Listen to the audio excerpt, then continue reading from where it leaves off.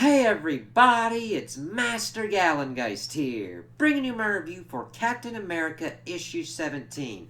And I really enjoyed this issue because we started getting a little bit more movement on kind of Scourge's motivations and trying to figure out who he is.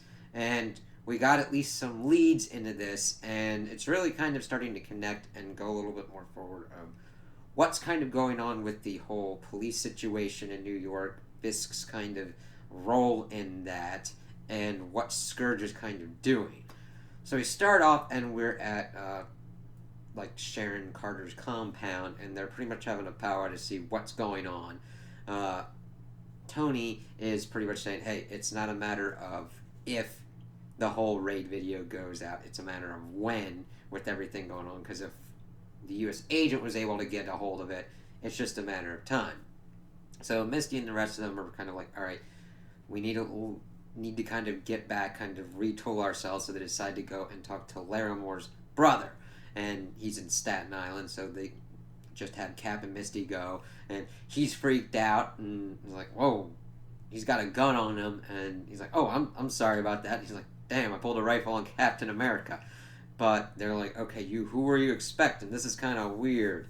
And evidently we find out that there are cops, and then there are the cops, and that it's mainly between the vets and the giant rookie force that pretty much Fisk had, and that they were doing really shady stuff like bank heists, hit squads, doing kind of anti-terrorism stuff without any kind of paper trail for like trials and all that stuff. That kind of pops in later, but they're pretty much an enforcement squad to do whatever. And of course, while they're talking about this and learning this information, that it's not really cop killings, it's a war.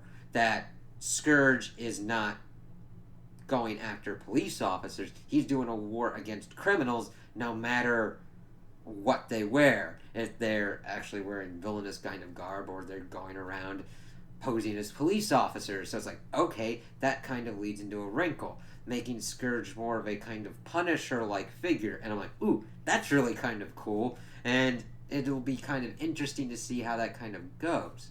And as they're discussing this, they have the TV on, and of course, the whole raid video pops out, and Tony, Laramore's brother's like, wow, I didn't know it was that bad.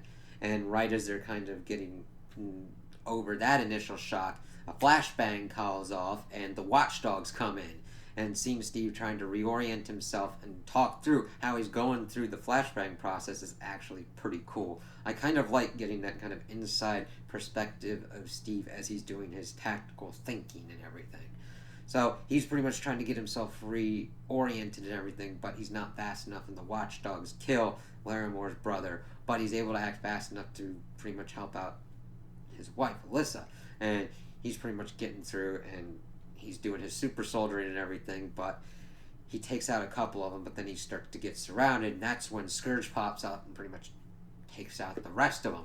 And I really like the artwork for it because he just has this cool, interesting look, and he's got one gun in one hand and this other kind of interesting contraption that's got two barrels on a ring with the other. He's got the kind of usual kind of gun apparatus that's connected to it, and he can just shoot off essentially like 4 shots at once. And he takes out all the watchdogs pretty much around Steve, but Steve's also able to throw his shield in and take out the last watchdog, so that way he can make sure everybody else is pretty much safe in there. So they pretty much get her to safety and everything, and we'd seen the beginnings of civil unrest with dealing with Wilson Fisk's death and what has been going on.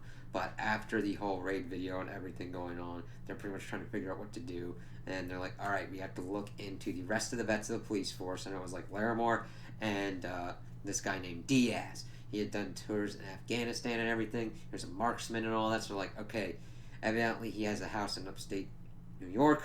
Let's go and look at it and see if this is our Scourge guy. It's like, all right, moving forward, getting some more information. But of course, as that's going on, we see all the civil unrest going on, and he's like, this was kind of Scourge's objective, taking out the fake kind of law and having essentially a lynch mob kind of scenario where the rest of the people are turning into Scourge and actually doing his work for him. It's like, wow, Steve's going to have a hell of a time having to deal with this whole scenario, because it's just getting more complicated and just all kind of interesting, and I can't wait to see what the next kind of step's going to be of how Scourge is going to deal with Cap, because he didn't shoot Cap. He had Cap in his sights, and he could have fired on him and fought him, but he chose not to. So I'll have to see if he'll have kind of like a frank, like, kind of approach to Steve, or it's going to be kind of different. So I'm really excited to see that happen at some point. So those are my opinions on the issue. Tell me what you guys think in the comments below. If you liked it, if you didn't like it, if you agree with me, if you disagree with me. Also like and subscribe, and I hope you have a good day.